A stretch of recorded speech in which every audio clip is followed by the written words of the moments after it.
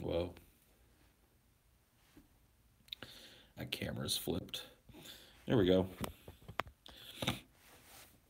So, I'm not sure why the YouTube phone app sucks so bad now, but it got some fucking update and now it just freezes and ends the stream. So, I guess people will trickle back in or not.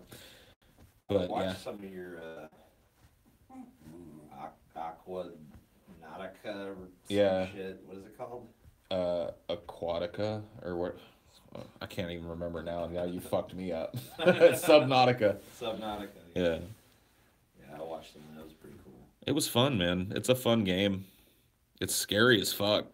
The sound is like, no, you'll be deep in the water, like so deep that you can't see shit in any direction, no matter what kind of light you have, and then you'll just hear like, and you're like, oh fuck, man, no, what, no. Yeah, it's always Like I got this upgrade for my sub last night that let me go down to 900 meters, and I've been limited to 300 for the longest time. So that's a huge like. And I was like, "Fuck, I'm just gonna see how deep I can go." So I kept going, driving, and I finally reached this like continental shelf looking shit. And I'm like, "All right, going down 600 meters, 700 meters," and then all of a sudden I just hear like, and there's this fucking giant, I mean like screen-fillingly giant thing out there, and I'm like, nope, going back up. fuck this. It's fucking crazy. There'll be monsters in the deep. Yeah. Here there be monsters. Yeah, dude, they're insane too. One of them's called a Reaper, and it's super quiet, so you never hear it, and it's huge, and it sneaks up on you. And if you're in your little sub, it grabs you and wheels you around and looks right in your face while it shakes your sub around and shit. It's ridiculous, but it's a great game. That's crazy. It's a lot of fun. Yeah, it looked pretty cool. All the exploring and shit. Yeah, picking up like little. Love those big open world kind of things. I've never really seen that done with an ocean sort of concept. So. Yeah, I mean, it almost feels like a space game when you're really deep, which is kind of cool. It kind of crosses over. But there's all kinds of different biomes and shit in the game. So, you can. I'm trying to find a spot now that looks cool that has thermal shit so I can build a base on it. So I've got a good view. Yeah, that's how you find that weird glowy place with all the mushrooms and shit. Oh yeah, some hole in the fucking ground. There's like a whole like underground area, and people were telling me in the chat that that's not even the extent of it. That it goes down even further than that into different weirder shit. So I don't know, man. Yeah, I don't know how much Subnautica is now. It was gifted to me a long time ago, but if it's 20 or 30 bucks, I'd say get it because it's really really worth it. You're going to be able to play it for hours and hours. I might go play a little bit more. Do you realize the sad truth that you will be wild about Harry forever by telling us you like honey from a bee? Yep. It's okay. I've been wild about Harry for like at least a year. And it might be longer than that. My perception of time tends to skew towards less. So it's probably longer than a year.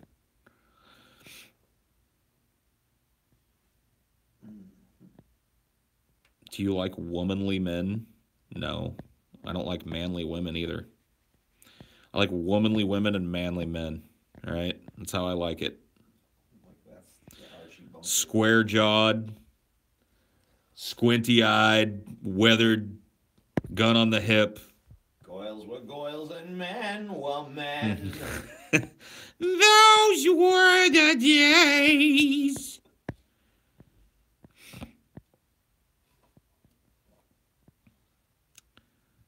Thoughts on The Shape of Water, Paul? Best movie of 2017. It's not a 2017 movie, right? Came out in January. I think they released it limitedly in 2017 so they could get into the Oscars. Okay. Best movie of 2017, not in my opinion. It's a good one, though. Be doing a review on it soon on Cinema for Cynics, so you'll get my full thoughts there. Hey, Paul, notice how I didn't capitalize your name because I think less of you. Oh, shit. Whoa. He lowercased me. Yeah, I mean, both letters in my name are uppercase, so when someone just writes that lowercase TJ, I'm like, what the fuck? What a sign of disrespect. What about when they capitalize the T but lowercase the J? Yeah, that doesn't really come across as disrespectful. It just comes across as annoying. It's like both letters are capitalized. You dumb fucks. I used to have periods in between the T and the J, but that seems to have fallen out of vogue. I still see some people write sometimes. Do you like any of Donald Trump's actions? Like in terms of like I like when he goes golfing and I get to laugh at pictures of his paunchy ass sweating out there on the golf course. I like that action of his. No, I don't know. Like the stuff that he talks about, like he hasn't really done any substantive. Like I guess he did preside over the end of NAFTA, right? I mean, yeah. I mean, he pretty much killed it, but a lot of the provisions of it have kind of reemerged in other ways. Right. So. I mean, I'd be happy with him renegotiating some lopsided trade deals, but I haven't seen him do much of that. Still just talking about it. Stop talking about Trump's ass. It's making me sick. Well, fuck off then. I'll talk about whatever I want. Hot take on the Prez. Look out. What's this new hot take shit? I don't know. Is everything a hot take now? It's just like, you just gotta bear with that kind of shit. Like, it comes... I just hate it. I hate how everything has to get redefined every 2 weeks, and I've got to learn a new fucking term. That's why I don't bother, because I know it'll be gone. By the time I even figure it out, it'll be gone again. So who gives a shit? Ugh. Like, remember Butthurt? For a while that was the thing. I mean, it's still used quite a bit. That one is hung around. Yeah, I don't really see it. But it was overused. Yeah, that's true. And then for a while, everything was virtue signaling. Still see that, but I just remember when people were going ape shit with it. Virtue signaling. Like back in the atheist days when logical fallacy took hold. Oh, yeah. Everything was a fallacy. Pardon me, that is a logical fallacy. And people would like memorize the top ones and be able to spout off which one was going on at any moment. And you just, instead of actually making an argument, they just sit there and listen and be like, straw man. Yeah, straw man. I win. Straw man. That's a straw man. I win. For a long time, like... You know, I used to love to turn it back. I'd be like, fallacy. Yeah. Because that's the one where it's like someone just points out a logical fallacy to discredit your whole argument. Right. You know? And I just throw that one back, and they never knew what to fucking do. They're like, ugh. Yeah. That was a fun meme. That little period of time where a straw man meant that someone disagreed with you. Yeah. They're like... Or... I mean, like, that was the best thing, is, like, they didn't really even grasp the fallacies very well. That happened a lot. Like, and it happens with all these terms, like, virtue signaling now gets misapplied all the time. That's usually what kills them, is that they make it out there into that broader consciousness, but incorrectly applied to the point where it just becomes a meaningless term that nobody wants to use. People get a hold of it, then all bets are off. Yeah. Straw man. I mean, it's a useful thing to be able to talk about, but yeah, nobody wants to say straw man anymore. Yeah, because you just sound like a fucking moron at this point. It was just bled dry of all its meaning. And it's like now they don't even understand. I mean, as soon as it got to the point where it was being used by people who didn't understand it, it was pointless to even say anymore. Yeah, people that did understand it found other ways of talking about it. The favorite ones it was straw man, or ad hominem. Ad hom. Oh God. That's Everything. an ad hom. It got shortened to ad hom, and everything was an ad hom now. And it's like anytime somebody said anything remotely mean about you, you won the argument because you said that's an ad hom. Fuck, dude. That now? Right now, that was an ad hom. Ad hom. That was an ad hom. Yeah. You know, it's ad hom. The No True Scotsman. There was a bunch of them that got all fucking popular, but those were the biggest ones. The ad hominem. That one got thrown everywhere. Ad hom and strawman were definitely the two biggest ones. Yep. I mean, in fairness, those do tend to be pretty common logical fallacies that people use, but they got they got those were the ones that were misapplied pretty much every time towards the end that you saw them. You'd be like, well, that's not actually an ad hominem. It was kind of great because when people misapplied ad hominem, they were actually committing the ad hominem fallacy. Yeah. When they accused you of it. Yep. Yeah. It was just beautiful because they would dismiss. It was basically they wouldn't ever see the irony. Because you'd make some argument that was not an ad hominem, but then you call someone an idiot in it. Yeah. And they'd be like, ad hom, you said idiot. It's like you're dismissing my entire argument because of this. Because I called you an idiot. Yeah. So you're actually committing an ad hominem right now. So stupid. And I don't even know what to say to you. Ad hom inception, dude. Ad homception. Holy shit. Those were the days. It's like, fuck. So, yeah, fuck hot take. I don't give a shit. Yeah, now anytime you fucking talk some shit on somebody or have an opinion on something, it's basically like, you offer up some opinion. I mean, all these words tend to have the same meaning. It's like, you said something they didn't like. They want to dismiss it, so they got their little buzzword that makes it... Cuck. Yeah. Soy boy. Yeah, you're this thing, so I don't have to listen to you, or you did this thing in your statement, so... Right. Your argument is completely null. Check out this hot take from this fucking cuck. It's like, oh, God. I'm glad cuck is kind of going away, too. Yeah. I mean, like, a lot of them never really go away completely, but... they definitely lose their stranglehold on the vernacular. And the same thing happened to cuck, dude.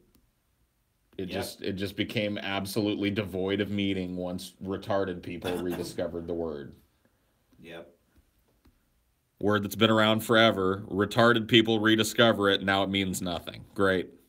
Awesome. Now it's like a glottal stop in the English language or some shit. It's just totally meaningless. I wish I was a cuck. I like watching sex. Well, maybe you are a cuck. Yeah, I mean, if you like... What? Yeah. Not, would you enjoy watching another dude fuck your girlfriend? Yeah. Then you already are a cuck, and you don't need to wish you were. Yeah, you might be a cuckold if... that poor cuck from last night. Yeah, poor dude. Yeah, poor cuck. I'm just happy to be their friend. Whew. Yeah, that guy might actually be a cuck. Oh, yeah, that's just your cognitive dissonance. Yeah. Cognitive dissonance is one of those things that, I mean, it's just used a lot. It's overused a lot. Dunning-Kruger, that's another thing that's starting to show up and get overused. That one's been around. I think that now instead, it was like for a while that if someone was like trying to make a reasoned argument that people disagreed with, it was like, this is pseudo-intellectual. Oh, that's still out there. I know, but I'm saying like I think the Dunning-Kruger thing is like they're starting to realize, man, pseudo-intellectual getting a little old. Now I'll just be like, classic example of the Dunning-Kruger effect. Yeah. Yep. Thinks he's smart, so obviously he's stupid.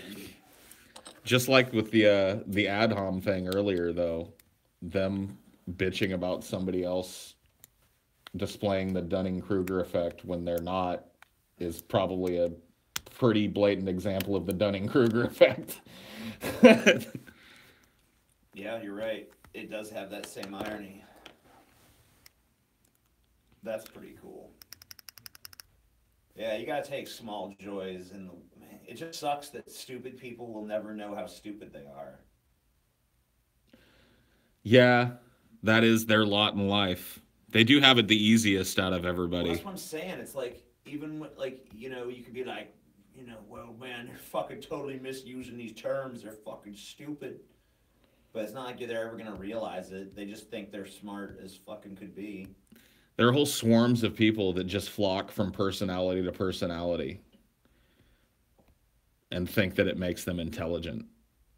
Because I watch Andy Worski. No, no, no, no. Never mind. Andy Worski's a cook, man. Ben Shapiro, where it's at, man. I'm going over to Ben Shapiro now. You know who really is where it's at? Jordan Peterson, man. Jordan Peterson, man. That Ben Shapiro's a total fucking soy boy, man. I'm heading on over to Jordan Peterson, man. He's a new dude what tells me how to feel about things. I've seen some people calling Jordan Peterson like he's the new Hitchens. Like, no, he ain't. Hitchens would have fucking destroyed this Oh, little dude. bitch, dude. Fuck off. Like, no debate required. Hitchens would just walk up and bitch slap this fucking little faggot. Like, there wouldn't even be a debate. Hitchens would just belch some Johnny Walker in his fucking face, and he'd pass out like the lily-livered little stupid bitch he is. Yeah, dude, the new Hitchens. Get the fuck out of here, dude. Jordan Peterson, right? There ain't gonna be no new Hitchens in our lifetime. I'm sorry to tell you. I know it says more about me, but every time I see Ben Shapiro, I just imagine that he probably looks really pathetic naked. Well, he ain't the only one. Yeah. I mean, I look pretty pathetic naked too, so I can relate. Peterson has a good grasp on shit, but he ain't Hitchens. He's got a good grasp on some things and a tenuous grasp on others. I've been reading this book. It's really not great. Furthermore, I don't even think the really sad thing is, on top of me not liking Peterson's material, I understand enough about it to know that if they understood what he was actually saying, they wouldn't even hold him in as high of regard as they do. Well, because it's not based on, nobody's actually reading his book. None of these acolytes of Jordan Peterson are actually reading his book. They're going on sound bites that somebody else clipped out of some debate he had with some SJW somewhere, and they think that that's what he's about. And that's not what he's about. That's part of what he's about. It gets pretty sad.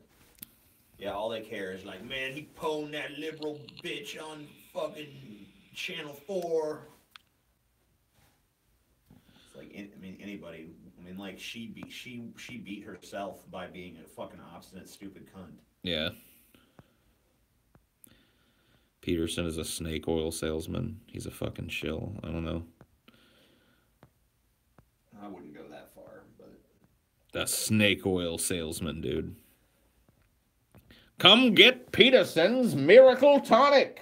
I've read half of his book, and I have some criticisms, but they can hear those later. Any mild provocateur is the new Hitchens now. Yeah, I heard people say Milo was the new Hitchens. I'm just like, man, there is no new Hitchens. Okay, there's not gonna be a new Hitchens. I mean, there was one Christopher Hitchens, and he died of cancer. And now there's nobody that can stand in his shadow and claim to be him. He just is who he was. He was one of those individuals. Singular fucking personality, the likes of which you're not going to see again. Yep. There'll be another dangerous faggot, trust me, but there'll never be another Hitchens. There'll be another fucking college professor like Jordan Peterson that verbally bitch slaps some SJW in the future that gets raised up on a fucking pedestal by his mindless little groupies. But that won't make him Hitchens. That pedestal ain't gonna be tall enough. Couldn't be tall enough to tie Hitchens' fucking shoe. Hitchens was what he was, dude. He was a one of a kind. Hitchens was the only person I ever saw that could make me at least consider positions that I knew were bullshit. Like, I think that the Iraq War was one of the most misguided stupid fucking endeavors that our country has ever undertaken. But his support and his arguments in support were definitely the closest I ever came to being convinced otherwise. Well, they were way better than the rationalizations you were getting from everybody else. I mean, but that was just typical of him. I like how he did it so honestly, too. He didn't appeal to your, ego in doing it. He never built up the opposite idea to try and gain, brownie points with them so he could get a foot in. He didn't care about that shit. He was a wrecking ball. If there was bullshit in your argument, that's what he was going after. And he wasn't, and he was able to convince people that way by being combative. That just shows what a fucking intellect he was. Yeah, because you have to suck up to stupid people to get them to listen to you. You've got to tell them how fucking smart they are and how valid their argument is. And usually if you actually clash with people, they shut you down. Yeah, but he was just such a fucking force that he could just fucking demolish your argument to such an extent that you're just sitting there in tatters crying. Yeah. I mean, like that's a rare thing. Show you the fucking way, Listen, I don't want to step on your toes, man. Your worldview is just as valid as mine. Something you never heard Hitchens pander to an opponent that way, not one time.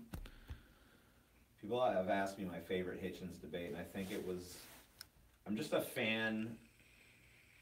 I mean, I can get into the underdog story sometimes, but I also just like a fucking mismatch, Yeah. I love just seeing someone get crushed by a vastly superior opponent. So I gotta say, my favorite Hitchens debate that I ever watched was Hitchens versus Al Sharpton. Oh, wow. It was like, wow. I bet. I haven't seen that one. It is the most lopsided debate you've ever seen. I like that one. Who's that guy? A William Lane Craig debate that he did. Yeah. That's a really good one. Because it's less lopsided. Yeah. William Lane Craig is an intelligent dude, at least in constructing his arguments. He's a good orator, so he was up against somebody that could, but he still dismantles him. Oh my God, yeah. Just absolutely fucking undercuts every position he makes. He's a sharp guy. Say what you want about his beliefs. He was able to defend them. He was far more articulate than most Christian apologists. Oh yeah, I mean, like that's why for the Christians he was like their man, because he was out there making some of the best arguments you could make for Christianity. I mean, still total dog shit because, I mean, you're just defending a shitty premise, but yeah. Jordan Peterson said he doesn't want to support gay marriage because of its tradition, and Marxist leftists support it. But if they get married traditionally, maybe. What? Yeah, okay. I'm not gonna. I mean, there's really only one side of that argument you can be on for me. I'm not gonna. I don't trust anything that's filtered through someone else. I'd have to see what's actually being talked about and what he actually said. Yep. Because show me a quote. Positions do tend to get, Show me a quote. Yeah, because your skewed interpretation of something he may have said. Like if he... I'm not saying it's necessarily skewed. I just don't know if it is or isn't. Right. Brett would destroy Hitchens in a debate. Oh, my God, dude. Dude, remember Brett? Sam Harris? Yeah, he was like, I wanted to break Sam Harris. It's like, oh, my God. Okay. I actually want to see it happen because it would be the most... like I said, if that would be more lopsided than Hitchens fucking... Sharpton. Oh, dude, by a country mile. Brett is about maybe a tenth as smart as Al Sharpton is. Yeah. If that, and that's being real generous with him. So, and... I mean, I don't think Harris isn't quite the towering intellect that Hitchens was, but he's a fucking smart dude, well-informed, knows how to debate, knows how to conduct himself. I mean, he's like 60 to 70% of Hitchens' level intellect. Yeah, so what would 70% of Hitchens do to 10% of Al Sharpton? I mean, fuck me, dude. Yeah, I mean, that's... what a slaughter. That's devastation right Yep. there. Man, I wish fucking I wish that Sam Harris was actually willing to devote himself enough to do that.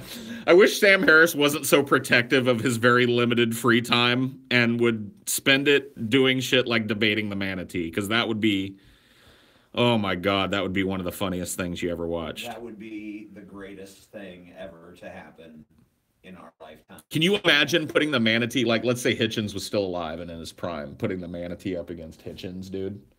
Can you imagine the puddle of fucking pink goo that he would be at the end of that hour or two? Oh, gee. Oh my God.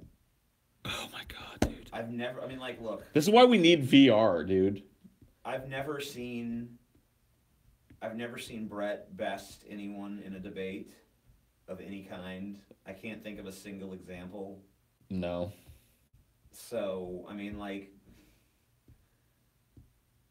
it would be devastating. It'd be beyond devastating. Like any random person off the street could probably, they have a fucking good chance of beating Brett Keane in a fucking debate. Even if they've never had a debate in their life, even if they've never fucking had a thought in their fucking life, they'd still be able to call Brett on his bullshit. This is for my mind-bendingly retarded comments over the years. Thanks for doing what you guys do. Thank you, my friend. Appreciate that. Yeah. We need this fucking virtual reality shit beamed directly into our brains so we can take, like, characters and pit them against each other and these types of things. We need to stop relying on actual real people for our fucking entertainment, because they never do the right thing. We just need to be able to download the Hitchens module. And then it's over for us at that point. So I don't know if you should be wishing for this. Well, I mean, yeah, but if it's over, dude, if that's happening, the whole economy is going to be different. That's true. We'll make our bones somewhere else. We'll be the guys that sell the fucking character downloads, Yep. Or we'll sell ourselves as downloads so that you can listen to us pontificate about shit.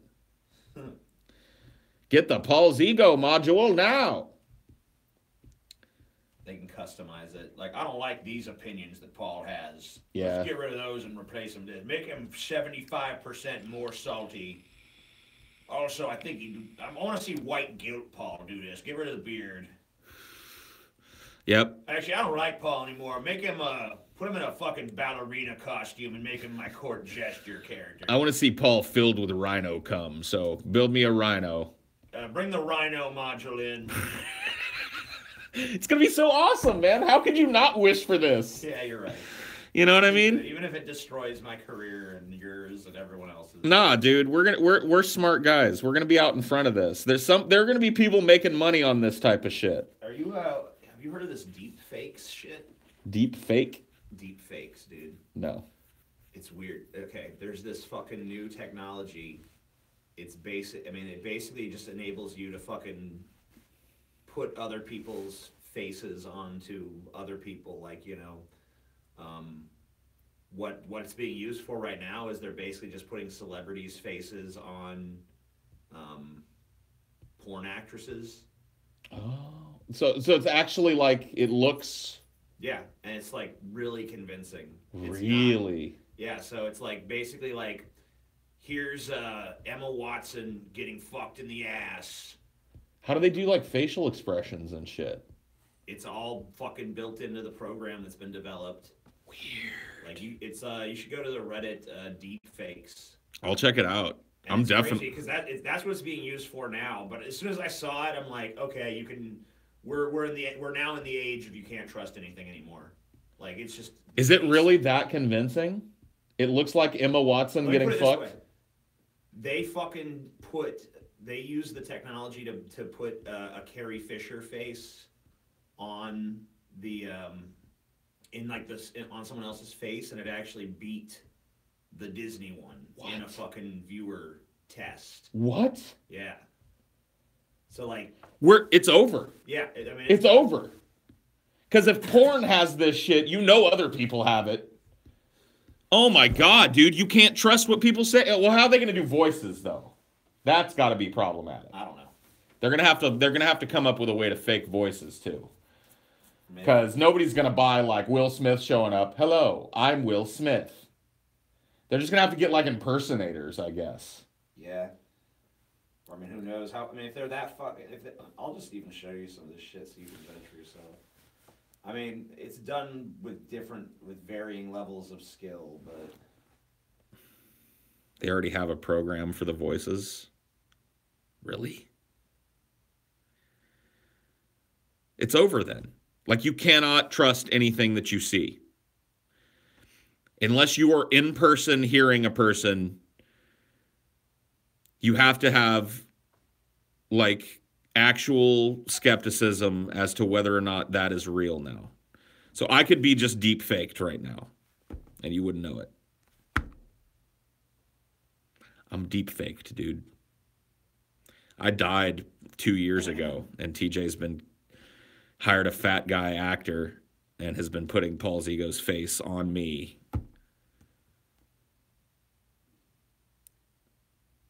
Deep faked, dude. That's got to have applications for all kinds of shit, though, because that's the technology we're talking about then. That technology to bring actors back from the dead. So you could just hire an actor to be the body double for Humphrey Bogart, and you could have him back in a movie. You could have Tupac back. All you got to do is hire an actor that's got a similar body type, and like, here's one of Daisy Ridley from the Star Wars movies. okay.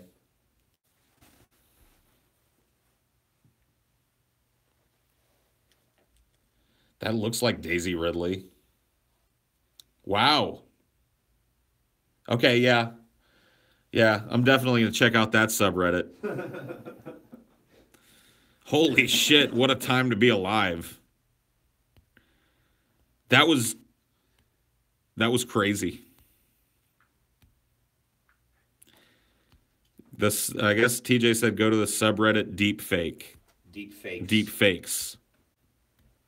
I guess I was on their sub, and I guess Philip DeFranco just talked about them, so more and more people are catching on to the fact that this exists. Man, dude, this technology is going to be used to fucking frame people. It's going to be used to fucking keep people alive after they're dead. I mean, it could be used to frame people, but it's also going to be used as fucking, to fucking probably as defense for people too. Like, because I mean, if people know this technology exists, then now seeing a video of someone committing a crime is no longer. It's not the fucking Evidence. Slam dunk it used to be. Right. Because if everyone knows how easy this shit is to fake. I mean, hell, for all we know, the government's had this technology for fucking 20 years, and that's pretty fucking crazy.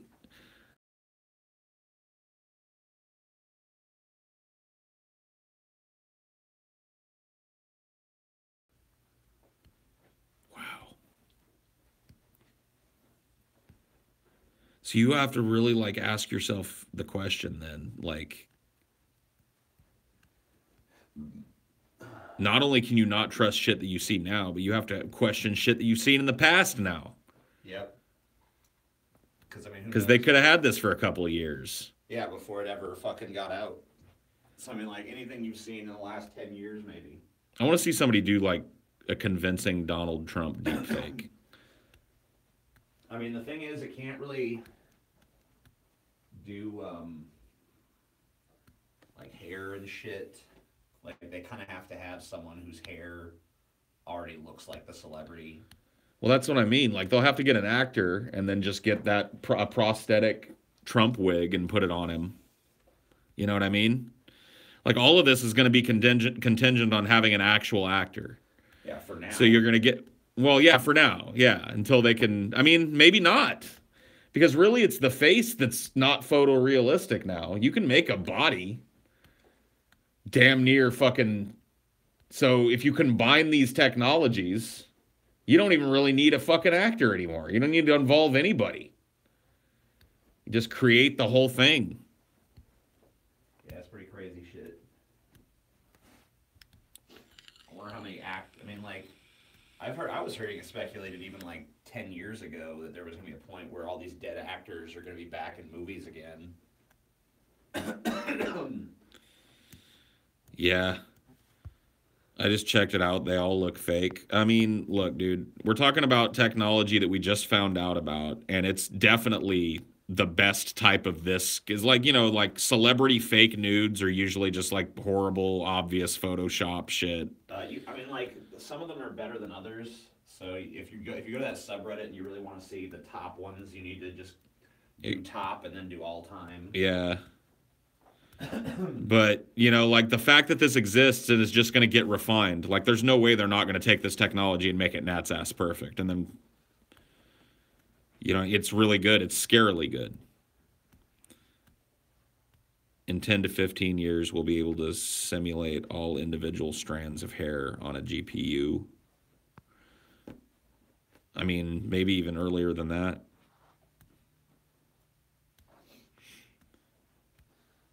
Quantum computing, Stop saying Nat's ass, you faggot. Fuck you. Say what I want, Bobby Bush. Someone's on you for saying Nat's ass. Yeah, I say Nat's ass too much. Sorry, that's just how we said it. I come from, you know what that mean.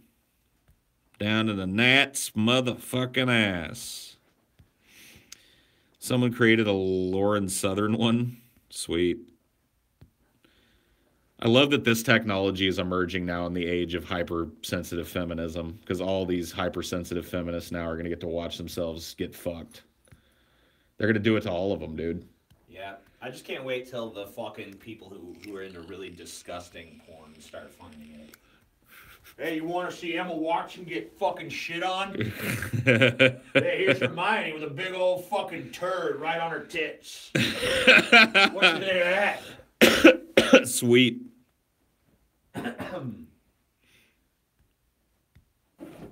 At one point, will humanity be able to transmit their minds into a computer only to be able to communicate with each other?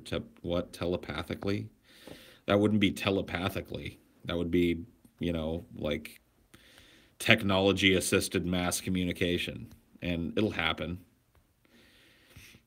All this shit that like we see now, all this social media stuff, it's going to continue to get more and more integrated. So right now, we've all been trained to carry around this phone that beeps at us every time some Twitter wants us to look at our phone again. So we're already a bunch of trained fucking monkeys. And as soon as smartphone technology can be implanted, you know what I mean, into an eyepiece that is an overlay. So if you want to watch a film, it just, you've got an overlay here, so you can see the film in a nice little pleasing aspect ratio right out in front of you. Nobody else can see what you're looking at or watching. You get notifications in your periphery all day. You'll be driving down the road and a little Twitter notification will come on, and you'll be able to just think your way to looking at it while you're doing other things. I mean, all that kind of integration, and it's going to come with less and less privacy too. The more integrated, we'll just be the fucking board. I mean, yeah, I honestly think that if humanity doesn't destroy itself and our current trajectory remains pretty solid, there are going to be dips here and there, but this technological trajectory remains solid. Eventually, there'll come a time where there won't be human beings as they evolved. Because, like I said, we talked earlier, we were talking about limb replacements and bionic limbs and shit. And so eventually those are going to become better than having a biological limb. Less, more stronger, more agile, more fit to do more jobs. So once all of your body parts have been replaced and your entire idea of privacy has been completely erased by this constant drive in social media to put everything that you think and everything that you are out there for everyone to scrutinize and comment on, then you're going to end up with a race of machines. Yeah, Borgs, I guess. I mean, they're not going to have stupid ass meat left on their bones anymore. They're not going to be like the Borg in terms of like there's going to be a dude with a camera coming out of his eye. It's just going to be, you'll have a better head, a better brain. You won't need to breed anymore. Breeding will be a passé thing. You'll just build people. And once we reach that point, we are the Borg. Well, the Borg don't build. They just assimilate. Well, yeah, I guess that is different.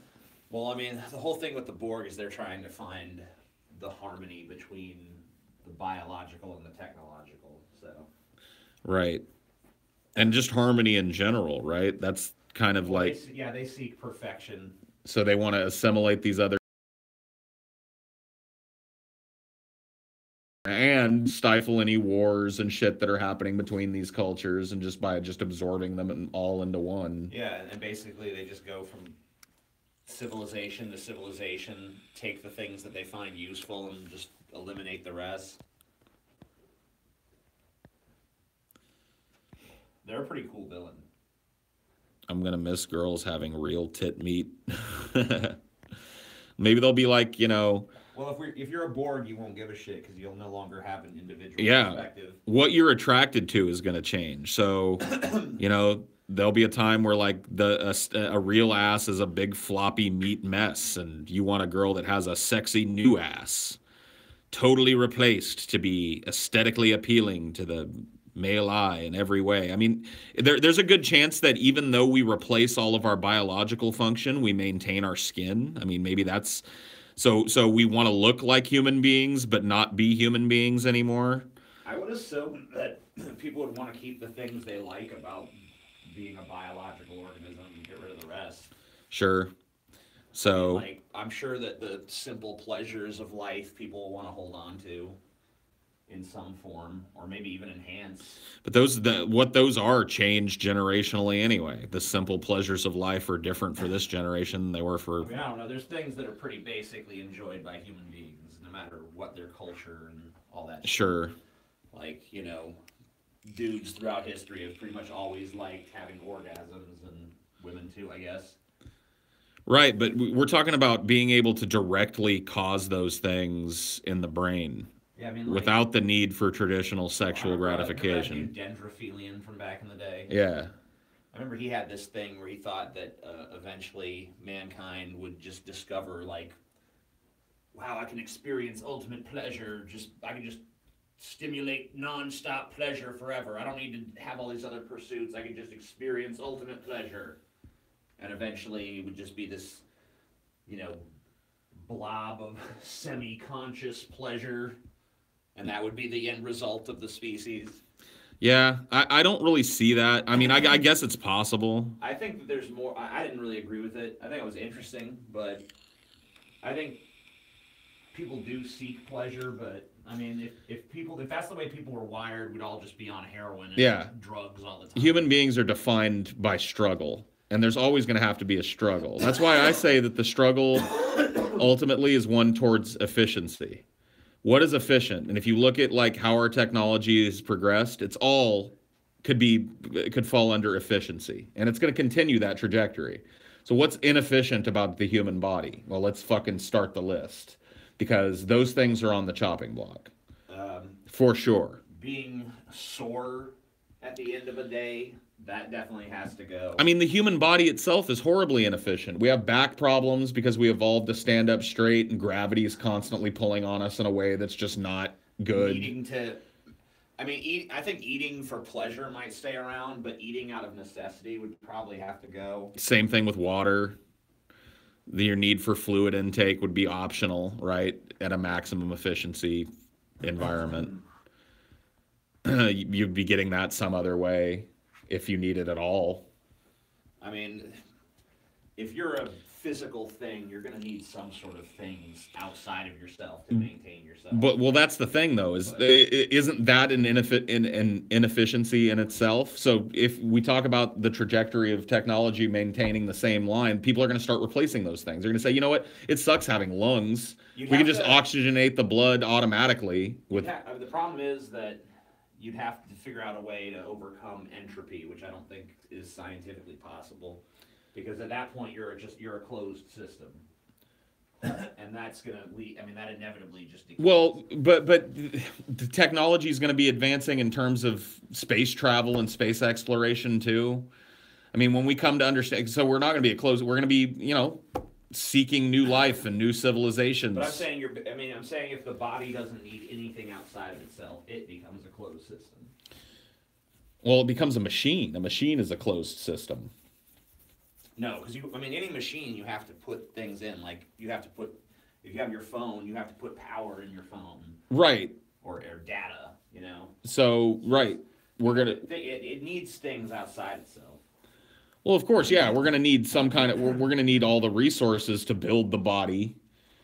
I mean, all of that shit, of course, but I mean, it might just be like, you know, you need to change your battery every fucking 100 years or something. I mean, batteries are inefficient.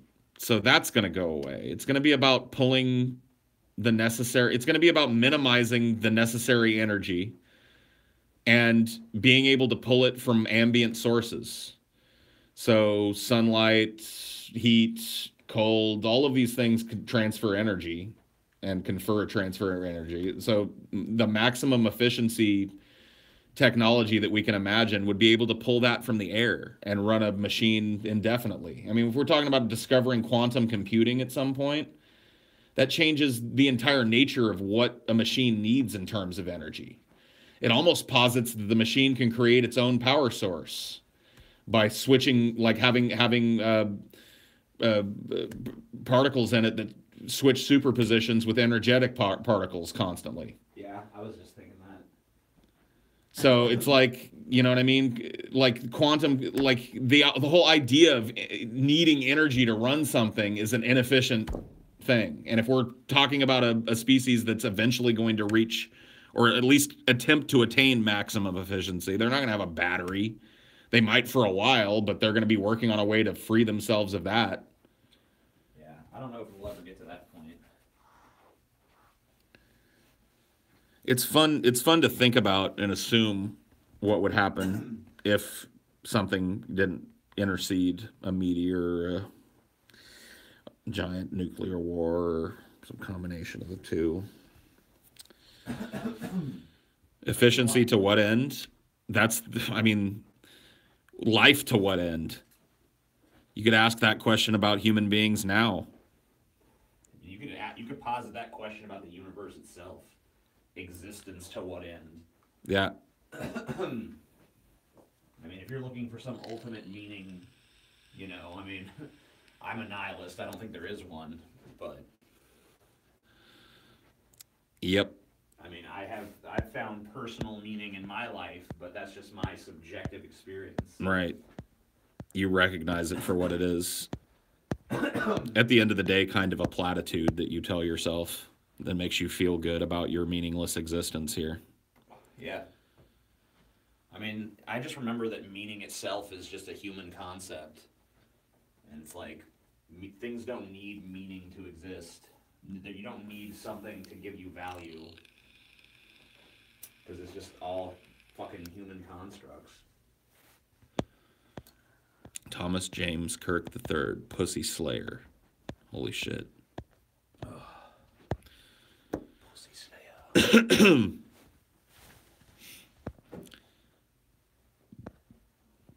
I just finished a Harry Potter marathon, and now I'm sad because friends like those don't exist. Yeah, wizard friends don't exist, man. Nobody's as friendly as a group of wizards, and there's no wizards, so god damn it. What do you mean friends like that don't exist? It's like, I mean, other than the magic element. I mean, it wasn't like everything was always hunky-dory for them. There was a weird love triangle going on. Yeah. There was strife, there was tension, there was times when they fucking hated each other's guts. But they always came back together to help one another, TJ. That's the point. Sure. Even through their differences, TJ, when it came down to the wire, they were there for one another. That has existed in the world. I went out with Punky Brewster. Cool, dude. I had a crush on Punky Brewster. She was older than me when her show came out, so it's not weird. Punky Brewster.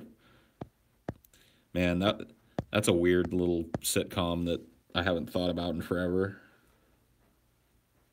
I honestly don't think I know what it is. It's like it was one of those little like family sitcoms built around this little girl that was like real spunky. Her name was Punky Brewster. Yeah, I could tell the spunkiness just by the name. Yeah. It's like when they said punky, they're trying to infer spunky, so. Yep, Spunky Brewster. There was also what was that one? There was a fucking show. It was weird. It was about a little girl that was a robot. Yeah, I was just thinking about that because I know yeah, she was like this robot and shit. And What the fuck was what that? was that fucking show called? There was like 3 seasons of it. Um, Oh well. yeah, I don't know. Little Wonder. There you go. Small Wonder. That's what it was. Small Wonder. Small Wonder. Yep. What a weird show. Yeah. And like you don't see those shows like there's been this big drive to bring back these old TV shows and shit, but I ain't running to a Punky Brewster or a Small Wonder on Amazon or fucking Netflix or anything. Yeah. I mean, maybe they're on there. I think that some of those concepts couldn't be handled as innocently. I mean, especially the one that's like, yeah, I built this robot, looks just like a little girl. Yeah. It's like, you know. Hey, Paul and TJ, what would you do if World War III started? That would depend on what the circumstances of Yeah, World I mean, War like, III are, right? You know, that's pretty contingent on the fucking specifics, dude. Like, is World War III just some, foreign war where the army is sent over to fight somewhere, or is it like nukes are flying and American cities are reduced to rubble and who knows, dude? Got different contingency plans for all that shit, dude. I've got it all figured out. If the nukes fly, I'm gonna totally go outside, find a place with the best view, get butt naked, and wait for the fucking nuclear holocaust to happen, dude. I'm just gonna wait for the bombs to drop. And if it's just like, another foreign war, I'm just gonna, keep on going, keep on keeping on, man. I'm used to those. I've had more years where America was at war than years where we were at peace as a human being. So we're all at the age where they're not going to conscript us and shit. So who cares? they wouldn't get anything out of me anyway. Conscripting me would just be an exercise in frustration for them because they just have to find a cell for me somewhere because I'm not partaking in any of their bullshit.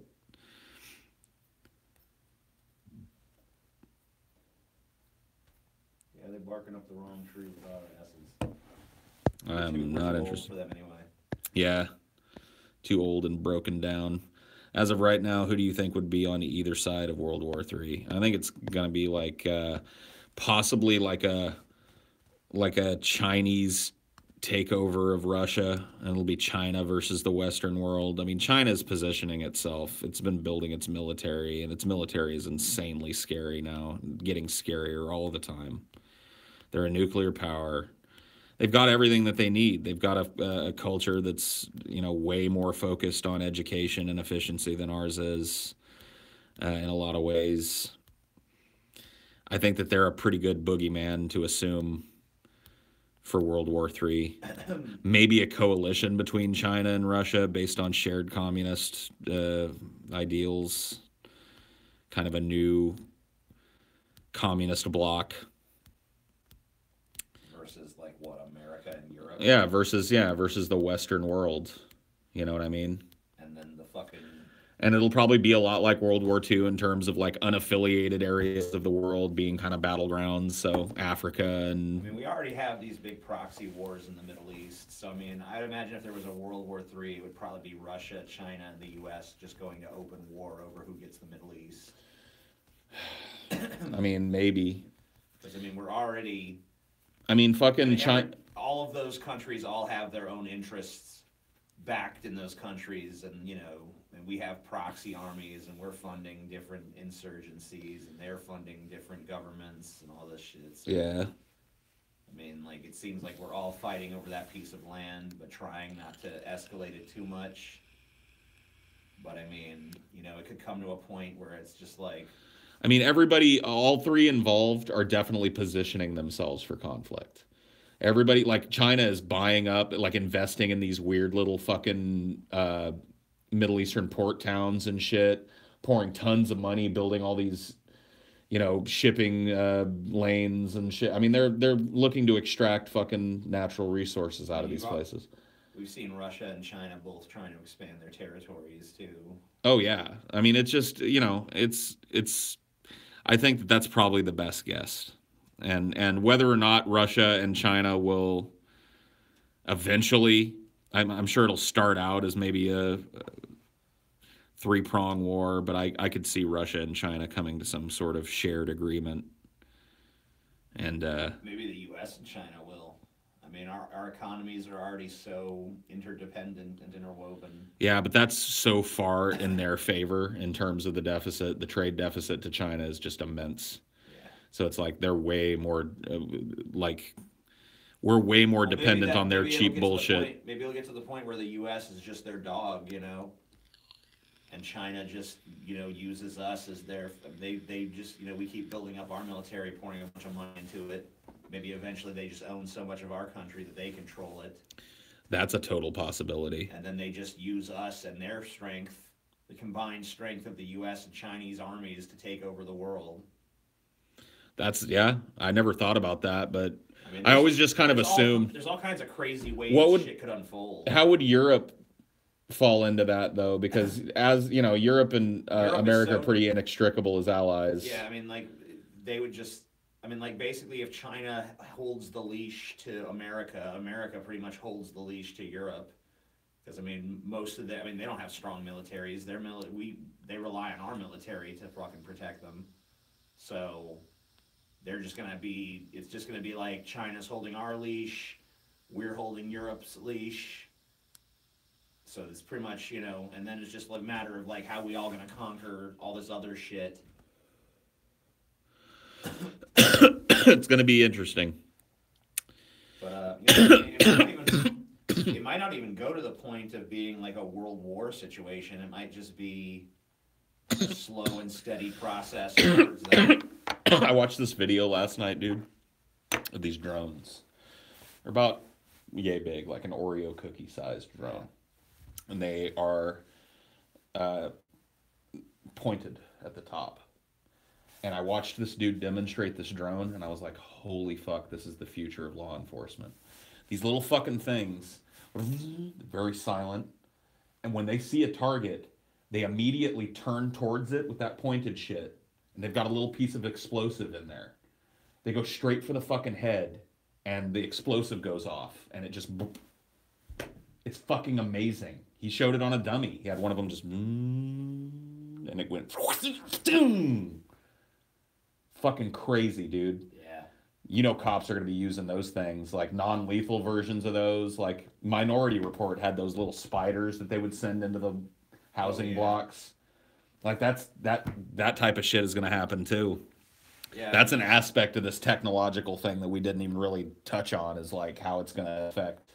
Oh, I mean, like, the more the government has access to those kind of technology. But I mean, like, it's not just going to be the government that has access. It's going to be the big corporations, and eventually, you know, everyday citizens are going to have their own fucking versions, probably more primitive. I mean, especially with stuff like drones and shit, though. Like, it's like those 3D printing and shit, there are private engineers out there that could fucking look at that thing and build it. And it's like, so other people are going to have the ability to have these little drones they can send in and blow your brains out. People are going to have countermeasures against them. They're going to have their own drones patrolling their houses and shit to fucking stop those drones. And I saw this other one. It's like one of those future concept things, but I could totally see it happening. The drone phone, where it's like a phone with a really quiet drone motor on it that you don't have to hold anymore. It just floats in front of you. And at night, if you're walking in the dark, it floats above you with its light pointing down, silent. It's just kind of always around when you need it. You can use gestures to have it actually hit your hand. So if you want to use it for something, you use a gesture and it flies down. And you. I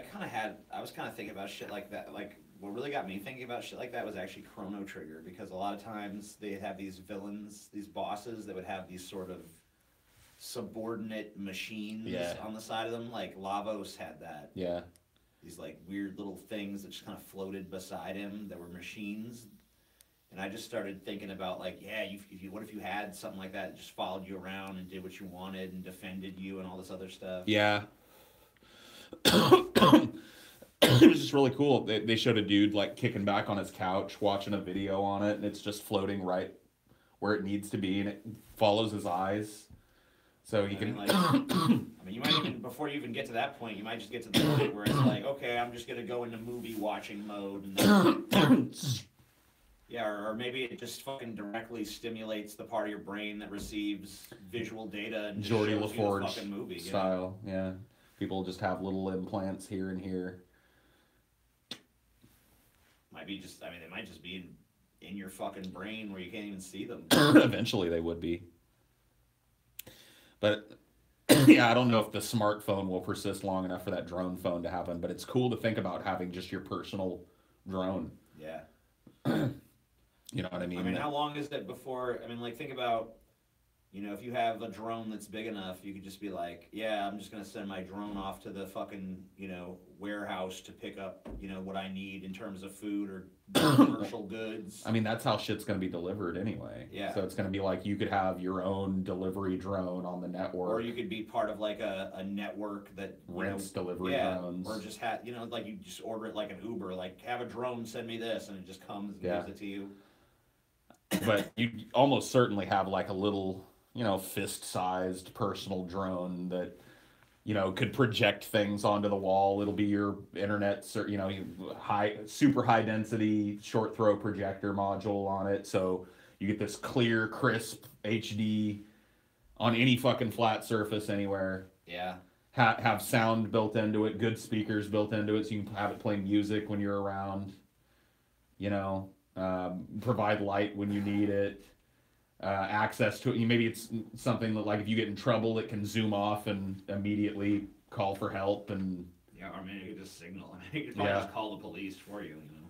And immediately go to a site and start filming it, so you'd have, you know, a bird's eye view of whatever crime was going down. Maybe even have countermeasures on it, like non-lethal countermeasures, where if it detects that somebody's threatening you, it'll, you know, engage them at a certain point of violence on their part. Yeah, but what if the people threatening you were just sending their own drones after you? Right, you know? Right. So you've got, you know, anti-drone countermeasures and shit. Maybe that'll be how bullies work now. They'll just have drones that are a little stronger than yours, and they'll walk up and go, "Hey, asshole!" Clang, clang, clang. Their drone beats your drone up. Give me your lunch money, punk. Yeah. My drone is fucking class 7. Yeah. Oh, shit. Stupid rich kid bullies got a class 7 drone. You've got a class 1 government-issued drone, you know what I mean? His class 7 just melts yours. Drone bullies, dude. Yeah, that type of shit is cool. Thinking about all the different ways we're going to be fed media. Because this whole TV shit is horrible.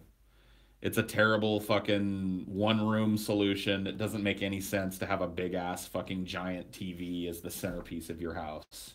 There are way better ways that you could do it, right? If any wall in your house could be a giant TV screen, what would be the need, you know? And we're moving towards that. Projection technology has gone, like, off the fucking charts in terms of clarity. I just can't wait for the day it's like, I'm interested in this, I heard someone talk about Nietzsche the other day. I thought, well, we're going to just download all his works directly into my brain. Oh, cool. Yeah, that's neat. Oh, yeah, Matrix-style information transfer. Like, oh, yeah, give me that knowledge. I'll just add that to my internal hard drive or whatever. Yeah, I mean, that type of shit would not be widely available to people. Because that confers way too much power. At least under our current system, that's assuming that things don't totally change. I mean, like... the Disnoverse, you know what I mean? The technologies we're talking about, I mean, like, we have no way of knowing how they're going to impact our society and what kind of... That's why it's insane... going to fucking... That's why it's insane not to be a moral nihilist. Because when you realize that not only do our morals reflect a totally different set of morals than people 2,000 years ago had now... but in the future, our morals are going to be looked at as barbaric and backwards and bullshit. I mean, it's so fluid and it's so obvious throughout human history that morals are not objective. That, like, thinking about morality any other way just doesn't make sense to me. Like, we think that we've got, like, this good grasp on it now, but fucking 200 years from now, we're going to be looked at like cave people. Do you believe what they were doing? And who knows what it's going to be, too. It might not even be what we think it would be. It might not be sexual hang-ups or some shit. It might be some totally fucking innocuous thing that we do all the time. I believe they flossed their fucking... Oh my God! What a You know what I mean? Like, who knows Bunch what of it's going to fucking be? disgusting reprobates. You know, who knows? Saying moral nihilist is like saying kid-friendly pedophile, you stupid fat faggots. I don't think that subjective morality and not being a nihilist are mutually exclusive. Well, sure. Maybe you don't have to be a total moral nihilist. Maybe you need to find meaning in the fact that morals are clearly demonstrably meaningless. I don't know. I'm fine with that being. Yeah, I mean, like moral. The problem with the guy who said that moral nihilist is like kid-friendly pedophile.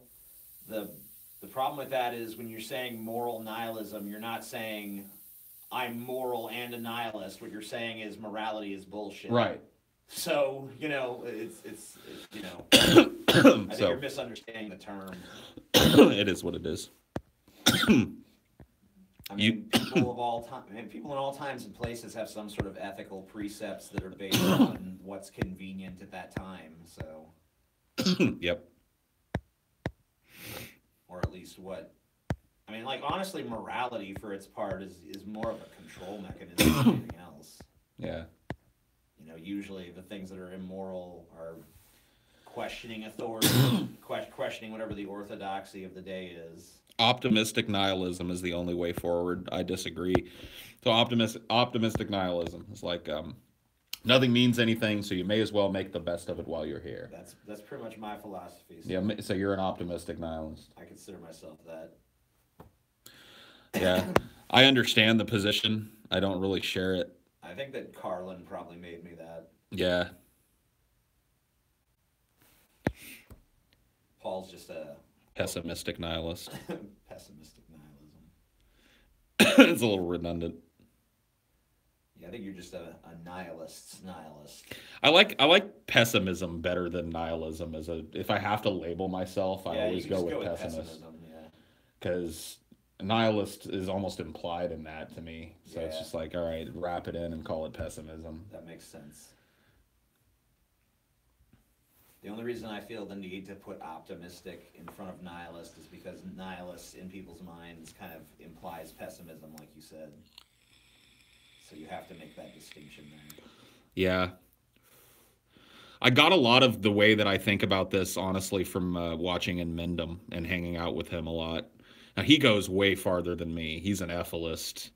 So he believes that life, as we know it, should just extinguish itself out of compassion for itself, because that's the only way to ensure that an organism isn't suffering. Suffering is the top of his pyramid. If I was in Mendham, I'd probably feel the same way. So. He's just, you know what, dude? Like, I understand his philosophy, though, and I understand how colored it is by his personal, you know. It's easy to grasp not only what his philosophy is, but he's fantastic at defending it. Oh yeah, it's and a lot of what he says makes a lot of sense. It's an intellectual position. Yeah, absolutely. And colored though it may be by his personal circumstances and obvious biases because of those things, it's an interesting way of looking at life, and it colored a lot of my philosophy as it changed over the years. I took little pieces of in Mendham's absolute utter pessimism and found a way to weave it into my own mishmash. Throw in a little bit of Hicks. At least in Mendham isn't a fat faggot. That is true. He's got that going for him. No, he's just a scrawny, lonely, fat trailer. Yeah. That hates life and hates everything. Hates everybody.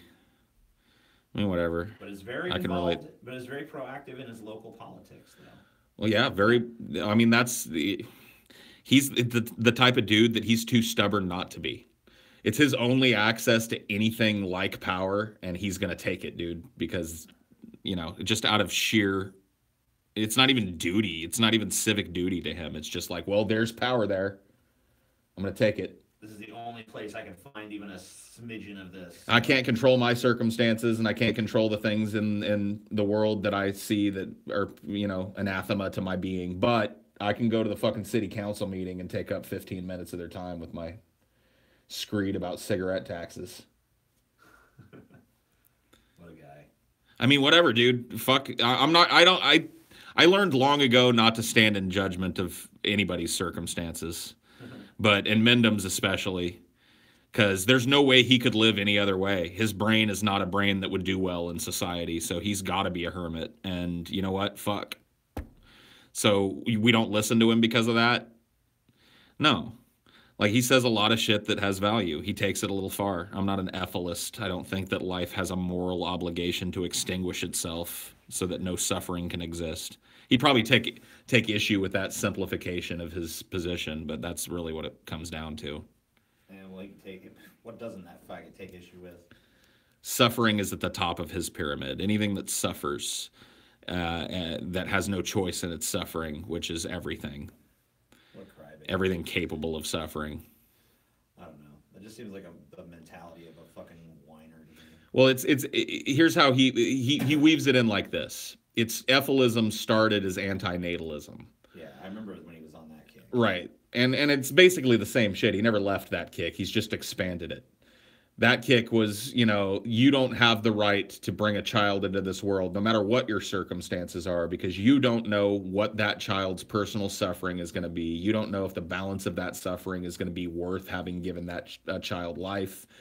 At the end of the life, that child might have a life filled with just absolute profound suffering, out of your control, out of its own control. So it might be in Mendham. It might end up being in Mendham or worse. And you don't have the right to impose that on another human being. And I don't disagree with that. on a fundamental level. Maybe not for the same reasons, but that's one of the reasons why I'm very, very glad that I'm infertile. Because I don't think it is my right to foist life upon another sentient being based on my expectations, right? So I'm gonna fuck and create this new thing, and I'm gonna put all my expectations onto it. It doesn't make any fucking sense. Yeah, I just don't want kids. But I don't have any fucking ethical qualms about, like, how can you bring a child into this world? I mean, I don't really have any, I don't walk around judging people that do it, but this is my personal philosophy on it. Yeah. Is how do I have the right to impose life on a thing? Because I don't know how it's going to feel about its life. I don't know if I'm going to give birth to a total social misfit that's going to hate itself its entire life and live a life of just profound suffering and loneliness. You know what I mean? I can't control that. And I don't want to create that. I also don't want to create some fake happy person like the people that walk around with the 2-car garage and the little fucking house with all the brand new trees because it's a brand new subdivision and life is great. Life is wonderful. I don't want to create another one of those too because that's just an anxiety-ridden life. You know what I mean? I mean, pretty much all life is anxiety-ridden. Case in point. I just don't really agree with evangelizing that. I'll argue it from my moral position, but I don't judge other people for bringing children into the world. I realize that my position I do, but only from the position of that annoys me. Well, yeah. I mean, that's my... Everybody judges parents on that level. Ah! Oh, what the fuck? Just come in. I'm trying to fucking steal you guys a jump. Jesus. Dude, I've gotten to you so many times fucking doing that shit, like coming like at the house, like I'll pound on the door and she'd just be like, oh! Dun, dun, dun, dun, dun, dun. Policia. Policia. I had a dream that La policia Jiro is got all here. fucking like cut up by the police. Who did? Jiro. He got cut. Damn, dude, that's fucking. They came after him with knives. Yeah. They like sliced his skin all open. They and fucking shit. like fucking And Julius. Scotty was like hunched over his fucking dying body, like, no! I'm like, man, this dream sucks. Oh God, dude. This is depressing. What a terrible dream. No, Yujiro, why did the priest cut you so many times? Was Yujiro like a fucking Roman senator, dude? At 2 police. And tu policia? Scotty ruined the conversation. Shut up. The conversation is a constantly evolving thing, my friend. Yeah, Constantly we started talking about the past, then we started talking about the future. And we got on that futurism kick for a while. Joking onto the ghost of Christmas Pretty sure my past. battery is going to be dead pretty soon. I should be getting the alert momentarily. I've been live for a long time. That's why you're so anti-battery. Well, I mean, they suck. We need a new way. We need a new way to do things. No more batteries. Paul, tell me if you would rather eat Trump's ass to get him to quit or eat Hillary's pussy to keep her out of office. Weed. I don't think there's anything out here. Okay, that's a tough question. Would I rather eat Donald Trump's asshole and that he would step down? I think I'd just eat Hillary's pussy because if Donald Trump steps down, we just get Pence. So fuck that shit. Yeah, Pence sucks. Although I do think there's a good chance we'll be listening to a Pence State of the Union at some point in the future. I mean, it depends on whether or not he's tarnished by whatever happens with Trump. You know what I mean? Good. Pence has really made a super big effort to portray himself as a dude that was out of the loop. Almost like thou doth protest too much, kind of. Yeah, but you know what? I don't know anything about that, man. I just think because of that story we heard about Pence in his college days, I just feel like The tattletale. yeah, like I feel like he's always gonna come out on top because he's just that little kiss ass. Like I just feel like maybe Pence will be the one that takes Trump down ultimately. Tattletales on Trump, like yeah, he did all this stuff and I wasn't involved and I just found out. Paul, you stupid bitch. You don't know shit. Damn, Donald J. Trump just called me a stupid bitch, dude. Roasted. Roasted, toasted, burnt to a crisp, molded, It's not corroded. even how Donald Trump insults people, so. Yeah. He'd call you like pathetic Sad. puppy or something, or Yeah. Sad stoner. Paul or something. Sad stoner Paul. Sad. Weak. Pathetic Paul.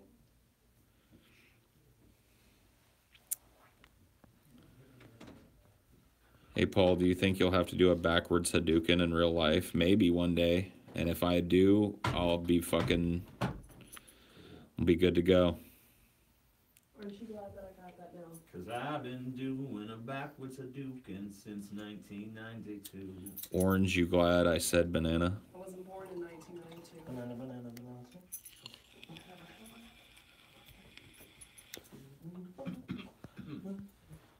Did Ivanka say that she had another headache tonight? Ivanka?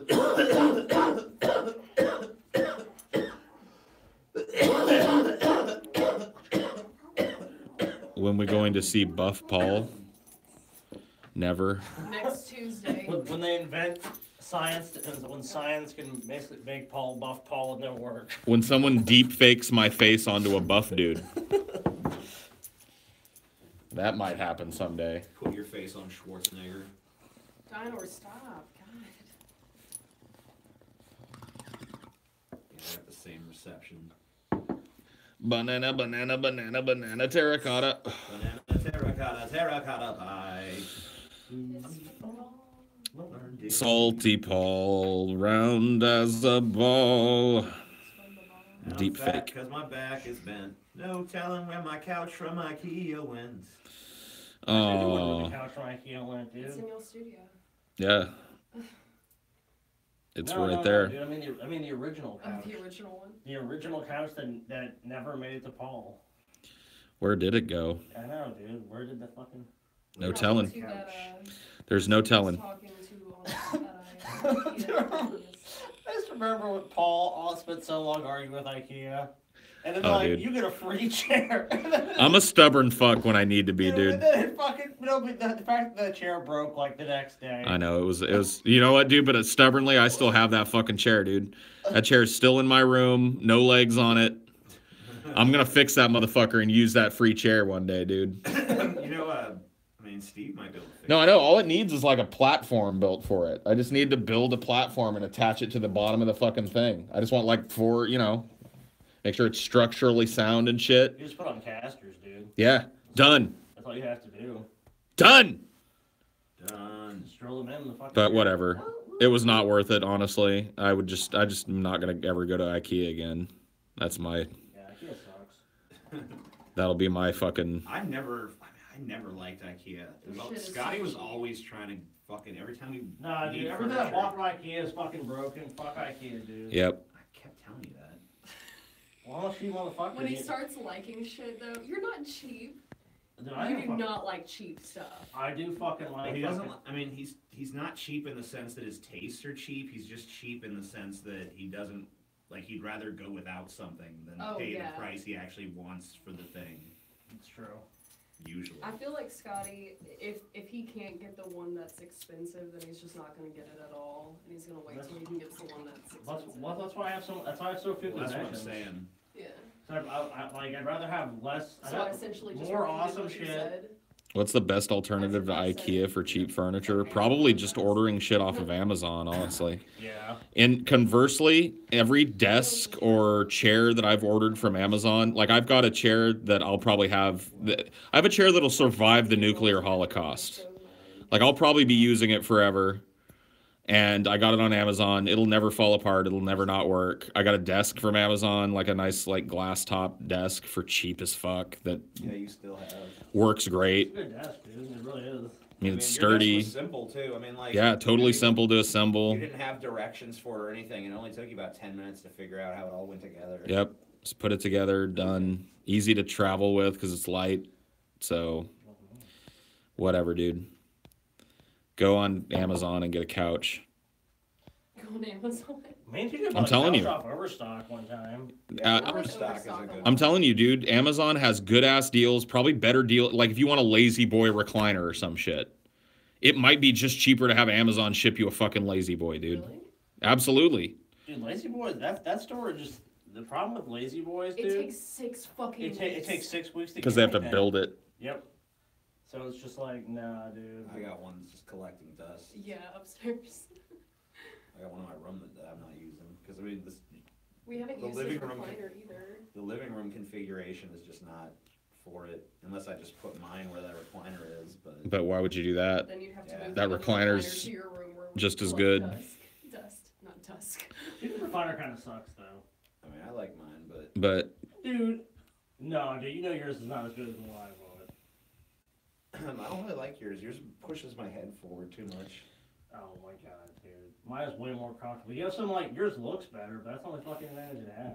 You know what was funny is when I first went to Seattle to y'all's house, when I went and sat on the recliner, Scott was like, that one you're sitting in feels better, doesn't it? I'm like, what do you mean? It's like, did you sit in that other one? Yeah. Is mine better? I mean, yeah, kinda. And he was like, yes. yeah, he did the same shit to me when I first got there. He's so He was hard. like, Paul, I noticed you're sitting in that one chair there.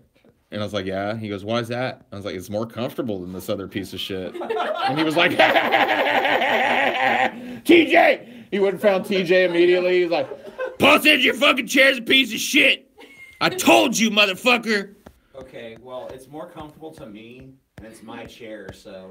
Dude, it is not a more comfortable chair, It's though. just not, dude. I'm sorry. It's not, dude. Everything about it. Every time I would go gravitate to I Scott's find it more chair. comfortable. I'm sorry. Dude, when I sat in There's that... no way, dude. You're when- fucking you're such a liar. Everyone has different, but I sat in yours when I was at the fucking Lazy Boy store, and I'm like, nah, I don't like this one. And Dude. I sat in that one, I was like, this is the one for me. Dude, when I put on like shorts like Scotty's got on and sit in your chair, dude, you shit sticks to the fucking chair. It's Well, I like, don't what? wear shorts, so. Well, I guess that's not a problem for you. This is fucking TJ. You're never going to admit anything. Admit what? Admit Can you your admit fucking that the chair purple is bed fucking was a inferior. mistake? I like my chair. What about the bed? What Can you about the bed? admit that the purple bed was a mistake? He likes the purple bed. I mean, I like. Chelsea fucking hates Yeah, Chelsea does not like it, but I like it all right. I'm fine the with bed. it. Like, in terms of- apart. In terms of comfort, is it Well, I okay? mean, we're gonna. I think we could fix You that. need- We just oh. never. We just been too There's lazy. a too lazy. They should be screw something in. Yeah, there's got to be a way there's that they nothing- anchor those They don't have together. anything like that, but they just told Oh, us the like bands. if we put it on like a rug and have like some furniture pads and shit, it'd probably be fine. Dude, they have fans that work to attach those. That things seems together. too much though. I'll probably need a new Okay. mattress in the next year or two, but like I'm definitely getting another like memory foam You should style get what me and mattress. Scott. What did we get, Scotty? I don't know. It's fucking beautiful. I don't ever want a It came fucking in box spring and mattress It came combo in ever a again. bag, in Nah, like I a agree with like that. what was it Yeah. pressurized bag or That's I don't know. that's The company the. I bought, the bed is really fucking good. What was that one that you sent me to? Do you remember the name of that company that had that bed? Because I bought the same bed you Thread had. needle. Yeah, Thread and needle, yeah. Honestly, like my thread needle. It comes in a big vacuum sealed bag. that's You cut it that's what open and came it. with. We had to go pick it up at the I think the UPS store because I guess I couldn't mail it because it's too I heavy. mean, I could even just get new mattresses and keep those bases because it'll work for any base as long as it's soft enough. I mean, any of those proprietary foam materials would probably be fine. Yeah. I like that purple cushion that he But got Chelsea sent for doesn't free, like though. Chelsea doesn't like the fact that they separate though. Well, I mean, if you fixed that, they wouldn't. Yeah, you could fix Yeah. that T-shape. I'm powerless to do it. I mean, if you realize how heavy those things were, you would know what a daunting That's task what that the. is. Your fucking ass the one that wanted it. I mean, I like it. I just didn't know it was going to separate so easily, you know? So I would have put a carpet down. There's probably an easy fix, dude. Just get like a clamp bracket or whatever the fuck and put it across the bars that join in the middle and Yeah. twist it down so they don't fucking The problem float is, since apart. the beds are adjustable, very little of them is actually like stable, and the part that is couldn't really easily be attached. Can't you lay them up though? What? Doesn't your bed do that? Yeah, but there's two independent ones. So do them both Yeah. and then push the bed out so you can get behind it and see if you can bolt them together somewhere on that part of the structure. Yeah. That's an easy way to get She doesn't underneath have it. She doesn't have that kind of Well, pride. no, but I mean, like, We just need to get if Steve I to come out attach here and them look on the at it. if I attach them on the top part, I mean, all I need to do is get a carpet. They won't fucking slide if there's something there causing like. You know what, TJ? I think you're just a friction. fucking liar, dude. So Liar. you could have easily solved Scam. this fucking problem a million times over. All right. Phone's about to die. Bye, everybody. Bye, bye, bye. Alright.